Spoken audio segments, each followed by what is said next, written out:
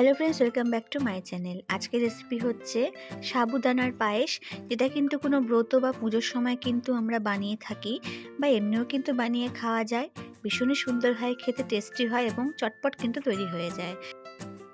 সাবুদানার পায়েসের জন্য লাগবে হচ্ছে সাবু। আমি এখানে মিডিয়াম সাইজের সাবুটা নিয়েছি, যেটা আমি ভালো করে জল দিয়ে ধুয়ে নিয়েছি। ধুয়ে আমি এটাকে 3 ঘন্টা মতন ভালো করে ভিজিয়ে রেখে দেব।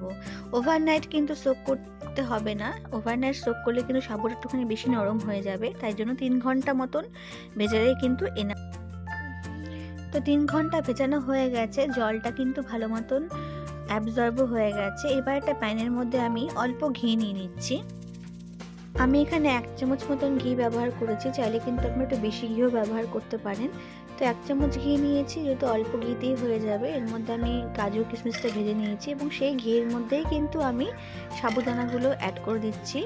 ভেজানো সাবুদানা জল শুদ্ধই দিচ্ছি দেখুন, এবং 2-3 মিনিট জাস্ট কুক করে নেব। কুক করার পরে কিন্তু আমি দুধ অ্যাড করে দেবো। এইভাবে কিন্তু সাবুটা ভেজে নিয়ে দুধ অ্যাড করলে কিন্তু সাবুটা নিচে লেগে যাবে না বা গলে যাবে না। আমি এখানে হাফ লিটার মতন দুধ অ্যাড করেছি। দুধটা কিন্তু অবশ্যই ফোটানো দুধ হতে হবে, মানে একবার ফুটিয়ে নিয়েছিলাম। কাঁচা দুধ কিন্তু ব্যবহার করবেন না। কাঁচা দুধ কিন্তু ব্যবহার করলে সাবুটা নিচে লেগে যাওয়ার চান্সেস থাকবে, তাই জন্য দুধটা একটু ফুটিয়ে একবার দিলে কিন্তু বেটার। তো এবার এর মধ্যে অ্যাড করে দিচ্ছি আমি চিনি। চিনিটা আমি হাফ কাপ মতন দিচ্ছি, স্বাদ মতো দেবেন। যদি চিনি বেশি খান তাহলে অবশ্যই চিনিটা বেশি দেওয়া যেতে পারে। এর মধ্যে কিন্তু আমরা গুড়ের চিনি বা গুড় দিয়েও কিন্তু বানাতে পারি, তো আমি এখানে চিনি দিয়েই বানাচ্ছি। তো চিনি দেওয়ার পর ভালো করে একটুখানি কুক করে নেব। তো দেখুন সাবুগুলো সুন্দর উপরে ভেসে উঠেছে, একদম কিন্তু প্যানে লাগেনি এবং ঘনও হয়ে গেছে দুধটা, আর কিন্তু সাবুদানাগুলোও সিদ্ধ হয়ে গেছে।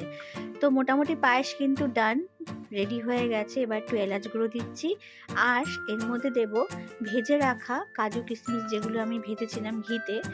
তো এগুলো অ্যাড করে দেবো, তাহলেই কিন্তু ফ্রেন্ডস তৈরি হয়ে যাবে সাবুদানার পায়েস, যেটা কিন্তু ব্রতের দিন বা পুজোর সময় কিন্তু গোপালকেও ভোগ দেওয়া যায়, অথবা পুজোর দিন কিন্তু সবাইকে এটা পায়েস হিসাবেও কিন্তু দেওয়া যেতে পারে। আশা করি আপনাদের রেসিপিটি ভালো লাগবে। তো ভালো লাগলে প্লিজ কমেন্ট করে জানাবেন, আর অবশ্যই বলবো এইভাবে সাবুর পায়েস বাড়িতে একবার ট্রাই করে দেখবেন, ভীষণই ভালো লাগে এবং চটপট কিন্তু হয়ে যায়, ওভারনাইট কুক করতেও হয় না। তো ভালো লাগলে প্লিজ কমেন্ট করে জানাবেন, লাইক শেয়ার করুন, please support my channel, subscribe my channel. Thank you.